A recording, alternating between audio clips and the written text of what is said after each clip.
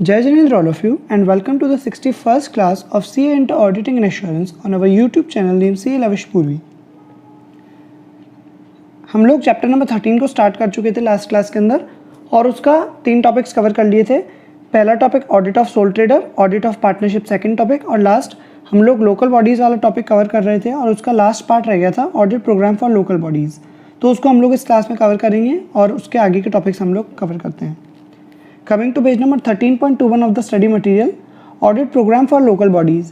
Local bodies की जब auditor audit करेगा तो उसके लिए ऑडिट प्रोग्राम में क्या क्या पॉइंट्स रखेगा, क्या उसको ध्यान रखने हैं पॉइंट्स, वो ये पेपर में आपके क्वेश्चन आ सकता है। बहुत ज़्यादा इंपॉर्टेंट है आपके अटैम्प्ट के लिए, नवंबर वाले के लिए। फर्स्ट पॉइंट रिगार्डिंग अपॉइंटमेंट है कि local fund audit wing of the state government is generally in charge of the audit of municipal accounts.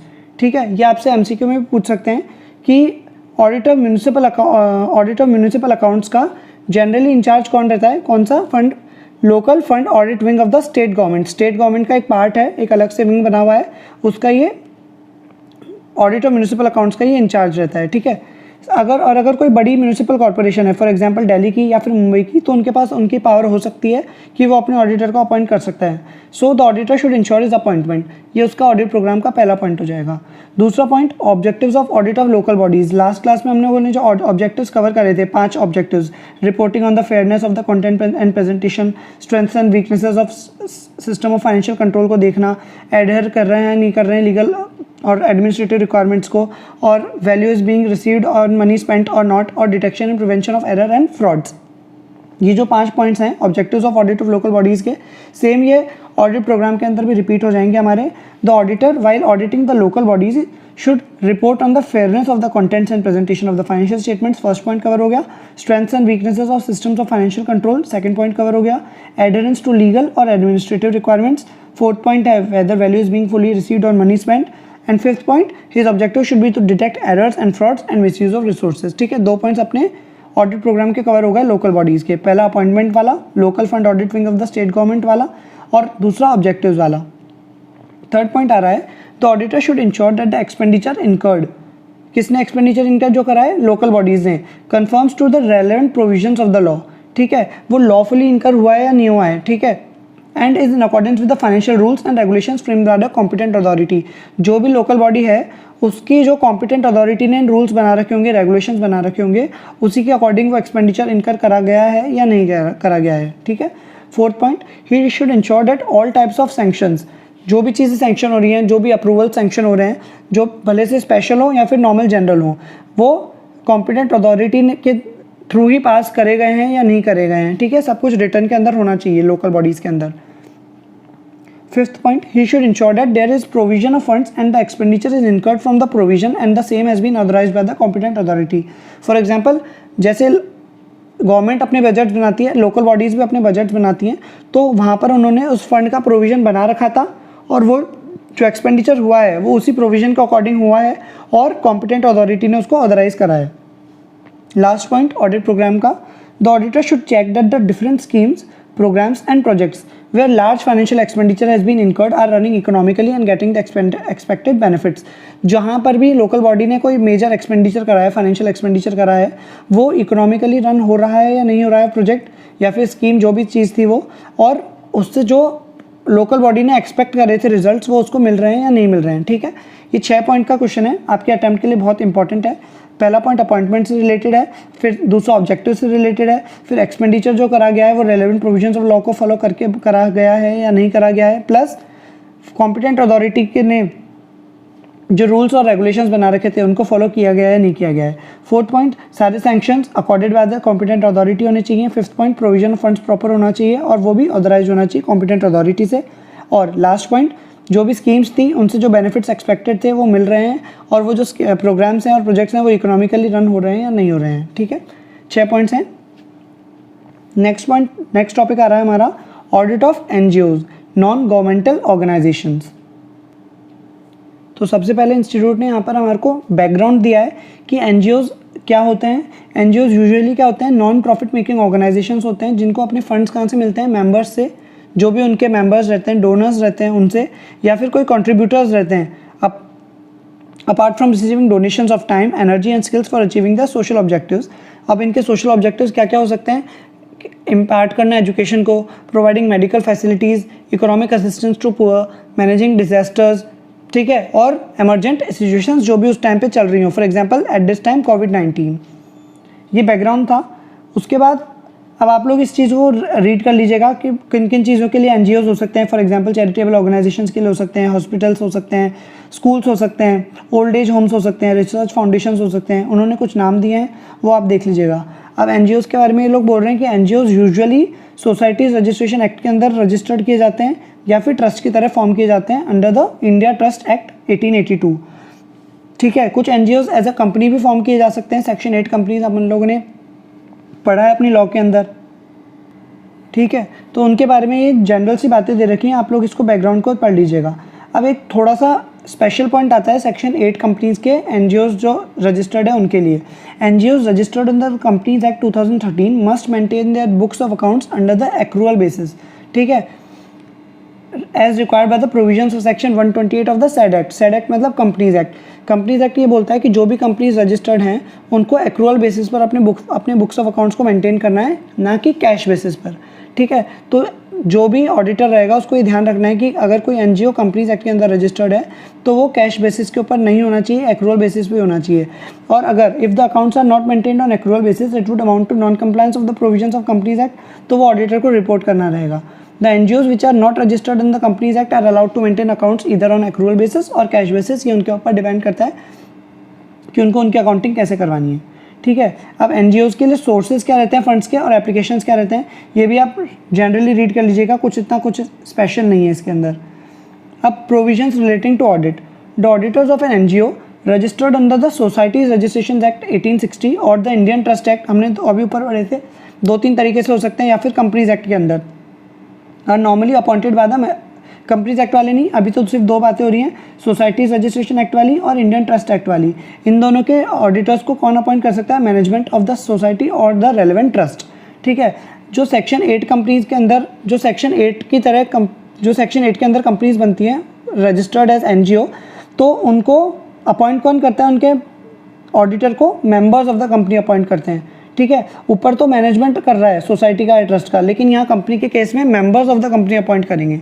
Some of the statutes such as Companies Act 2013, Foreign Contribution Regulation Act 1976, Income Tax Act 1961 required that the accounts of the NGO to be audited and submitted to the prescribed authorities, and failure to do so could lead to forfeiture of certain exemptions and benefits, ठीक है। अगर वो लोग अपने accounts को उनको for example income tax के अंदर उन्होंने अगर ऑडिट नहीं करवाई, अगर वो लिमिट के अंदर आ रहे हैं तो ठीक है, तो उनके ऊपर कुछ फॉरफीचर ऑफ सर्टेन एग्जाम्पशंस, जो उनको एग्जाम्पशंस मिल रही थी इनकम टैक्स के अंदर सेक्शन 11-12 वाली, वो फॉरफीट हो सकती है उनकी एग्जाम्पशंस, ठीक है।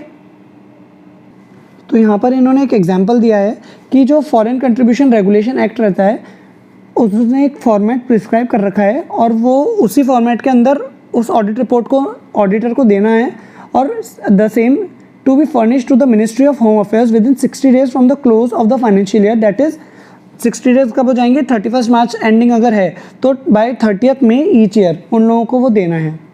क्या? Audit report ministry of home affairs को सबमिट करना है। ये आपके एमसीक्यू के अंदर भी पूछा जा सकता है।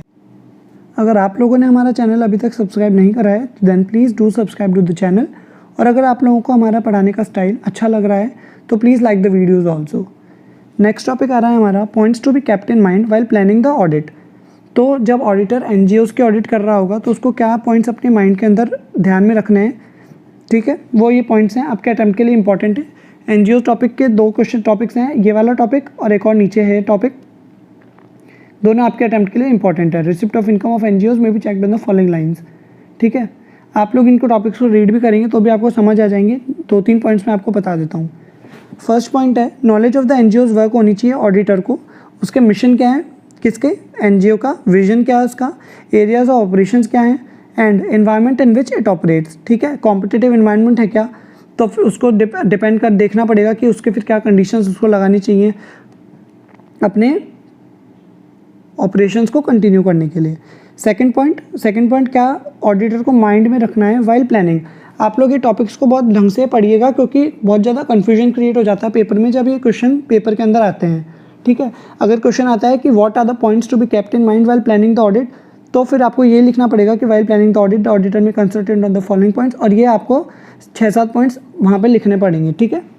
अब ऑडिटर के पास सेकंड में क्या एक अपडेटेड नॉलेज रहनी चाहिए रेलेवेंट स्टैट्यूट्स की, जो कि सोसाइटीज़, ट्रस्ट या फिर इन कंपनीज़ पर जो सेक्शन 8 वाली हो सकती हैं उनके ऊपर लगते हैं। फॉर एग्जांपल क्या क्या हो गए, FCRA हो गया, सोसाइटीज़ रजिस्ट्रेशन एक्ट हो गया, इनकम टैक्स एक्ट हो गया, उनकी पूरी अपडेटेड नॉलेज ऑडिटर के पास रहनी चाहिए।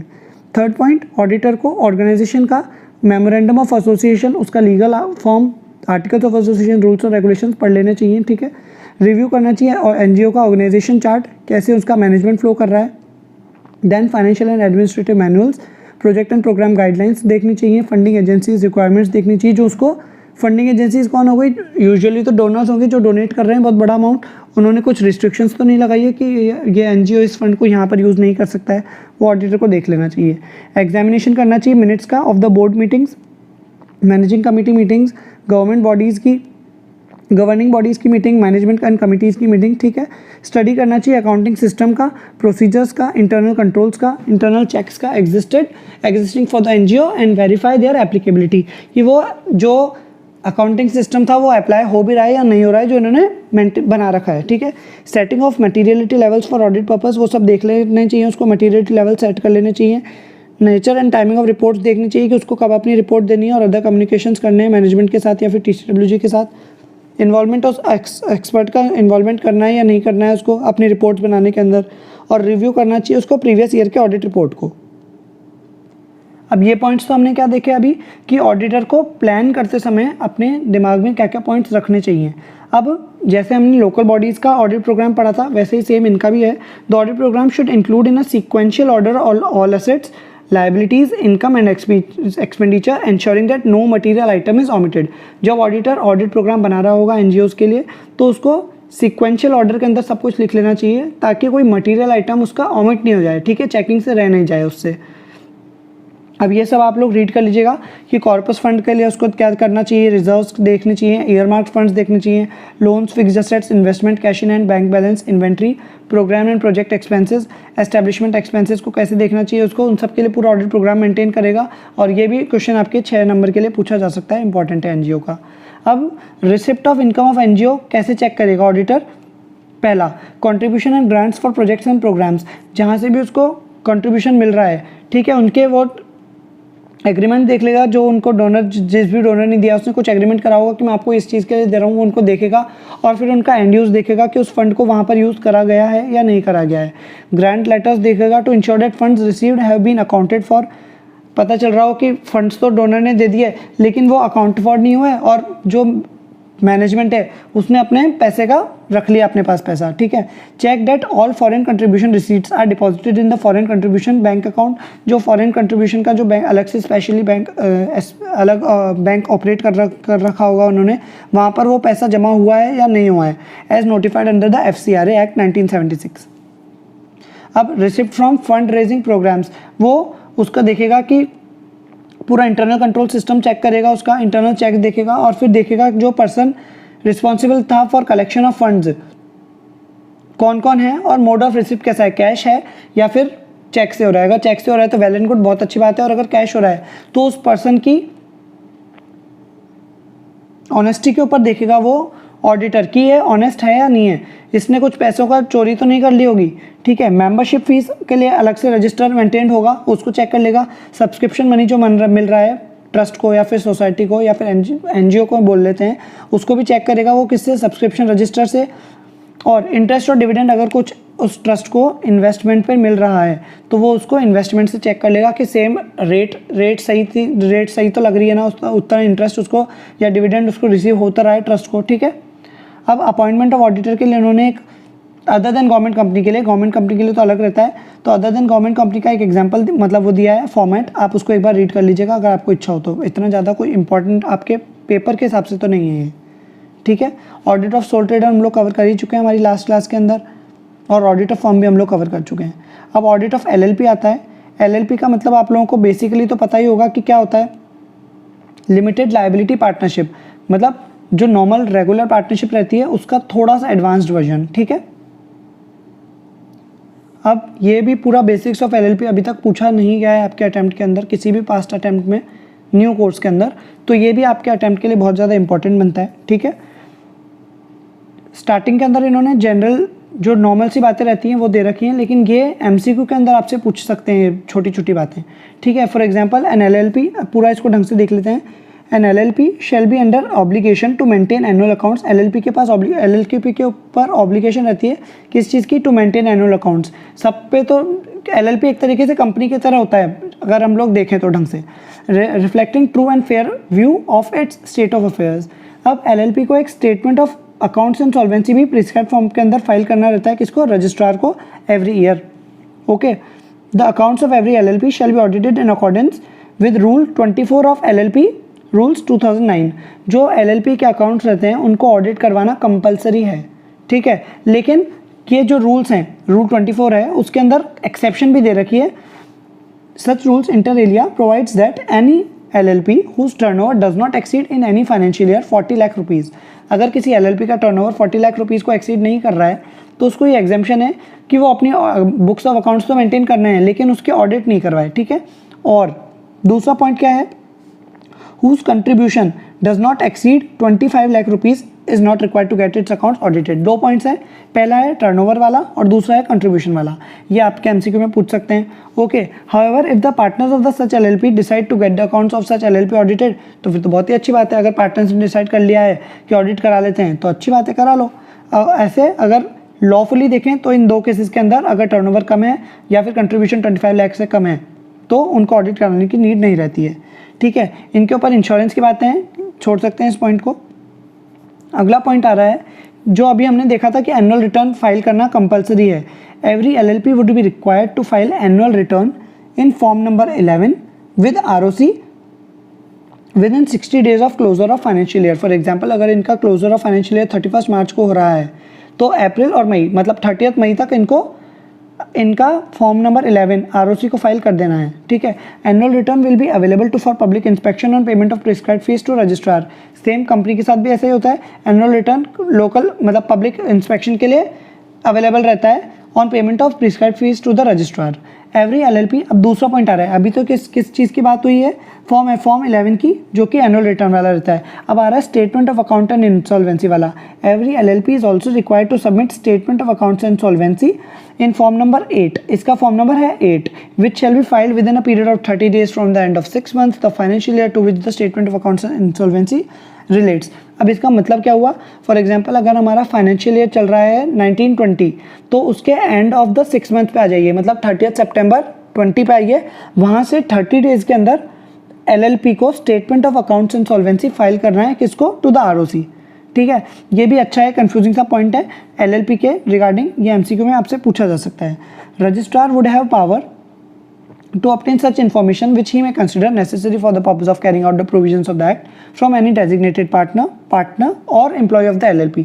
रजिस्ट्रार जो रहता है इन LLPs का, उसके पास स्पेसिफिक पावर है कि वो कोई भी इंफॉर्मेशन LLP से मंगवा सकता है, किससे भी मंगवा सकता है, डेजिग्नेटेड पार्टनर से मंगवा सकता है या फिर नॉर्मल पार्टनर से मंगवा सकता है या फिर एम्प्लॉय से भी मंगवा सकता है। He would also have power to summon any designated partner or employee of an LLP before him for any such purpose in case the information has not been furnished to him or in case the registrar is not satisfied that the information furnished to him is correct or not। ठीक है, अब the following documents or information will be available for inspection by any person। अभी हमने ऊपर देखा था कि जो ये चीज़ें रहती हैं एलएलपी की, फॉर्म नंबर 11 और ये जनरल पब्लिक को भी देखने के लिए मिल सकती हैं on payment of prescribed fees. तो क्या क्या चीज़ें हो सकती हैं? एक तो फॉर्म 11 अभी हमने देखा था, एनुअल रिटर्न वाला। दूसरा, एनुअल रिटर्न तो इन्होंने लिख दिया, statement of accounts and solvency के साथ भी यही केस है। Name of partners and changes अगर कुछ होते हैं तो वो भी general public payment of prescribed fees पर देख सकती है। और इनकॉर्पोरेशन डॉक्यूमेंट किसका? एलएलपी का, वो भी जनरल पब्लिक देख सकती है।